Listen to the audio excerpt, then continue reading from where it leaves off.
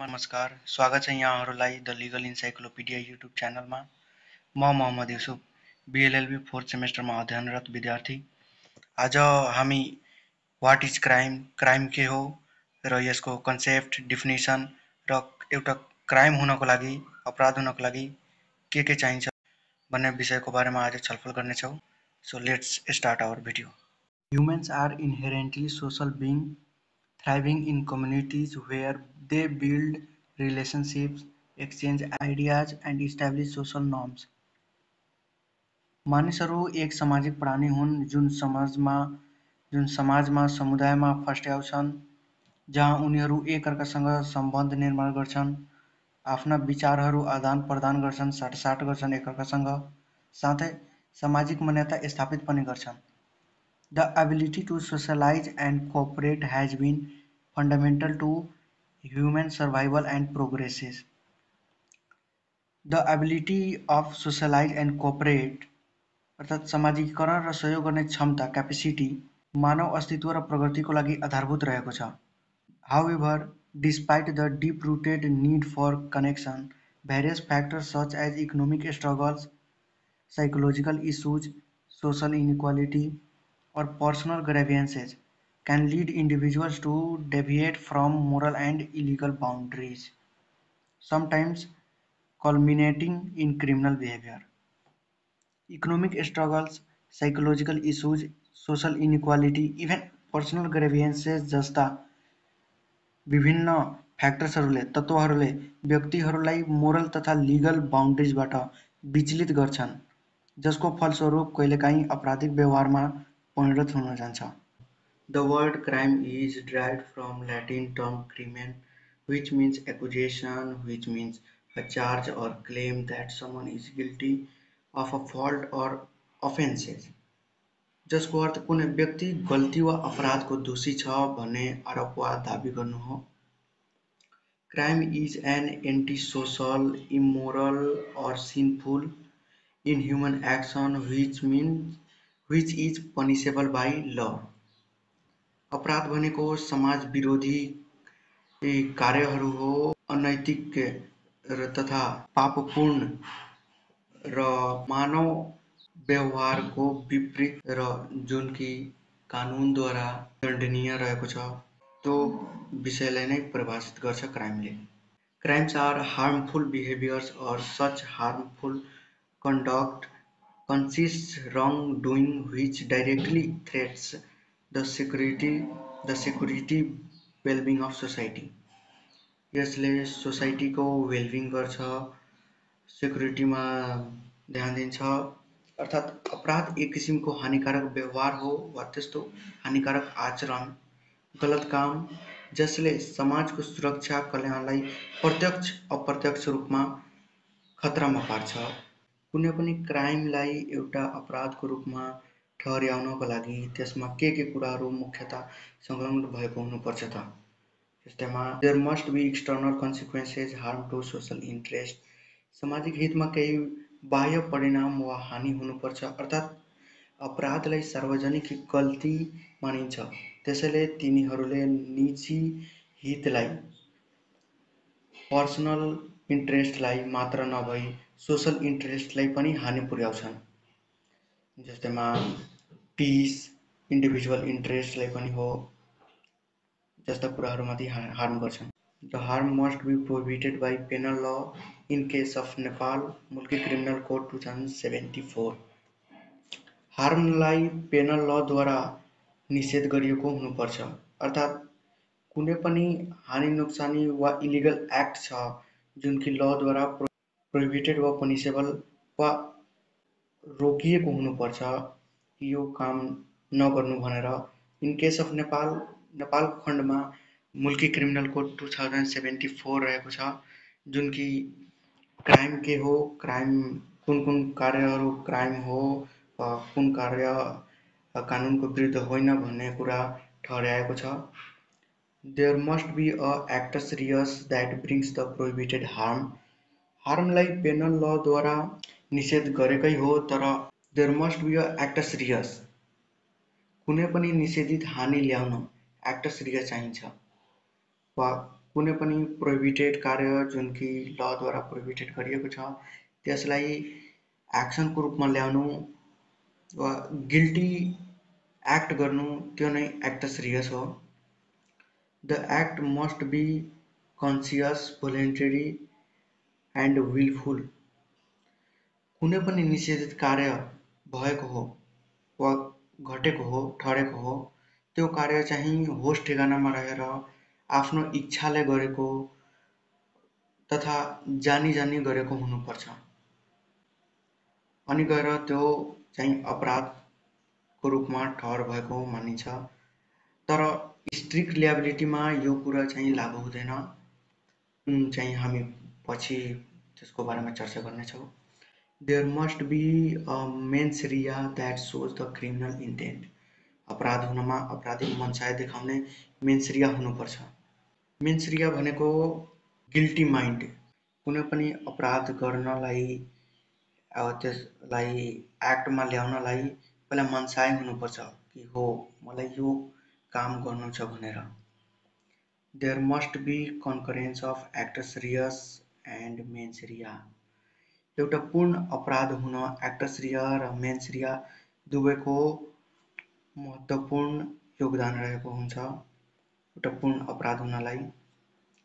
त्यस्तै there must be a casual relation in between actus rea and mens Riya.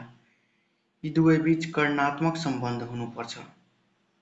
There must be sanction against the doer in law. कानुनमा अपराधकर्ता विरुद्ध दण्ड हुनुपर्छ। जो व्यक्ति अपराध गरेको छ, इलिगल एक्ट गरेको छ, जुन कि कानुनद्वारा प्रोहिबिटेड निषेधित गरिएको कार्य हो, त्यस विरुद्ध दण्ड कानुनद्वारा हुनैपर्छ, पनिसमेन्ट त्यसलाई पाउनैपर्छ भन्ने कुरा यो पोइन्टले भन्छ। डिफिनिसन अफ क्राइम। धेरै स्कलर्सहरूले क्राइमलाई डिफाइन गर्नुभएका छन्, जसमध्ये इमाइल डर्खेम पनि हुन्। Emile Durkheim define crime as an act against the collective conscience of the society, mentioned that conflict is inevitable in society. डर्खेमको अनुसार अपराध केवल कानुनी कुरा होइन, यो एक प्रकारले नैतिक मूल्यहरूको उल्लङ्घन हो। कलेक्टिभ कन्साइन्स भनेको समाजले साझा रूपमा मान्ने नैतिकता, मूल्य र नियमहरू हुन्। कसैले अपराध गर्दा उसले समाजको साझा चेतना विरुद्ध जान्ने काम गर्दछ, नियमहरूको उल्लङ्घन गर्दछ। उनको अनुसार अपराध समाजको स्वाभाविक र आवश्यक भाग हो जसले परिवर्तन ल्याउन सक्छ समाजमा। त्यस्तै डोनाल्ड ट्याफ्ट डिफाइन गरेका हुन्, crime is a social injury and expression of subjective opinion भ्यारिङ in time and place. अपराध सामाजिक चोट हो, समय र स्थान अनुसार परिवर्तन हुने व्यक्तिपरक धारणा हो। ट्राफ्टले अपराधको सामाजिक र सापेक्ष दृष्टिकोणको प्रस्तुत गर्दछन्।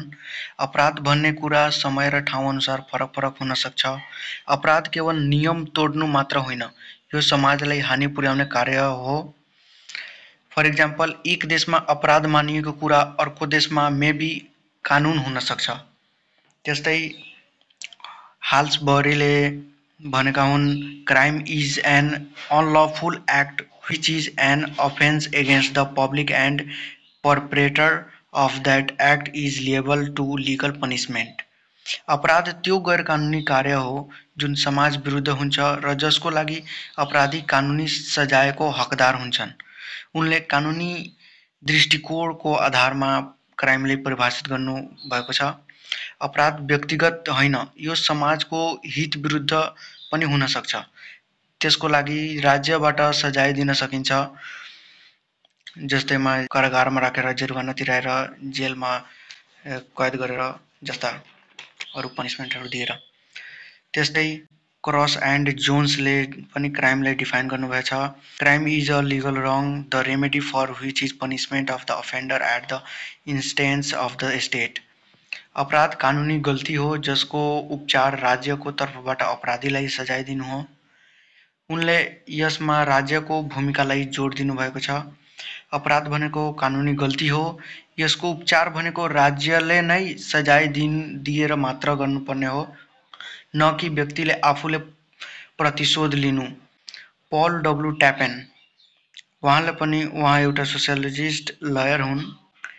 पल डब्लु ट्यापेनले पनि क्राइमलाई डिफाइन गर्नुभएको छ। Crime is an intentional act or commission in violence of criminal law committed without defence or justification and sanction by the laws as felony or मिसडिमेनियर।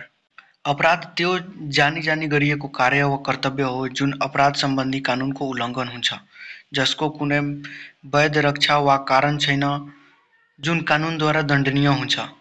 ट्यापेनले कानुनलाई कडा कानुनको रूपमा परिभाषा दिएका हुन्। अपराध जानी जानी गरिन्छ, कानुनको उल्लङ्घन हुन्छ, त्यहाँ कुनै वैध कारण वा बचाउ हुँदैन, जस्तै आत्मरक्षा। त्यो कार्य फेलोनी अर्थात् गम्भीर अपराध वा मिसडिमिनर अर्थात् साना अपराधको रूपमा कानुनलाई दण्डनीय बनाइएको हुन्छ। According to Interpretation of Law Act 2010 Section 2 को थ offenses means and includes act or commission punishable by law। Offence भन्नाले त्यस्तो कार्य वा अस्वीकार्य चुक हो जुन कि काम नगर्नु अर्थात् काम नगर्नुलाई जनाउँछ, जुन कानुन अनुसार दण्डनीय हुन्छ वा निषेधित वा प्रोहिबिटेड गरिएको हुन्छ लबाट, जुन कि हामीले सुरुमा नै चर्चा गरेकै हौँ। अन्तिममा हाम्रो कन्क्लुजन रहेछ, दस crime is a complex social phenomena that disrupt the order and stability of society. It generally refers to action or omissions that violate legal norms and are punishable by law. For an act to be considered a crime, it must meet certain criteria such as being legally prohibited, intentionally committed, and harmful to individual or society। अपराध भनेको एउटा जटिल सामाजिक अवस्था हो जुन समाजको शान्ति व्यवस्था र स्थायित्वमा बाधा पुर्याउँछ। कुनै पनि कार्यलाई अपराध ठहर गर्न तीन कुरामा प्राय गरी ध्यान दिनुपर्छ अथवा तीन कुरालाई प्राय हेरिन्छ। कानुनले निषेध गरेको हुनुपर्ने, जुन कार्य कुनै व्यक्तिले गरिरहेको छ अथवा त्यसलाई अपराध ठहरिनुभन्दा पहिला त्यो कार्यलाई कानुनले निषेध गरेको छ कि छैन पहिला त्यो हेर्नु। जानी जानी वा इरादापूर्वक गरिएको हो कि होइन। जुन कार्य प्रोहिबिटेड छ, लद्वारा निषेधित छ, त्यो कार्यलाई उक्त व्यक्तिले जानी जानी वा इरादापूर्वक इन्टेन्सनली गरिरहेको छ कि छैन। उक्त कार्यमाथि त्यो व्यक्तिको मनसाय इन्टेन्सन के छ भने यसले भन्छ व्यक्तिलाई वा समाजलाई हानि पुर्याउने हुनुपर्ने।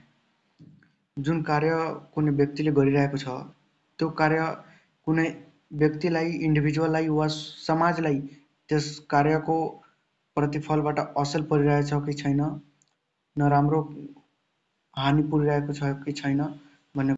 अर्थात् त्यसैले अपराध केवल कानुनी वा व्यक्तिगत रूपमा मात्र होइन, सामाजिक रूपले समेत असर पार्ने विषय हो जुन समाजको नैतिकता, सुरक्षा र सहिष्णुतालाई चुनौती दिन्छ। हस्, यतिकै हो आजको लागि। धन्यवाद।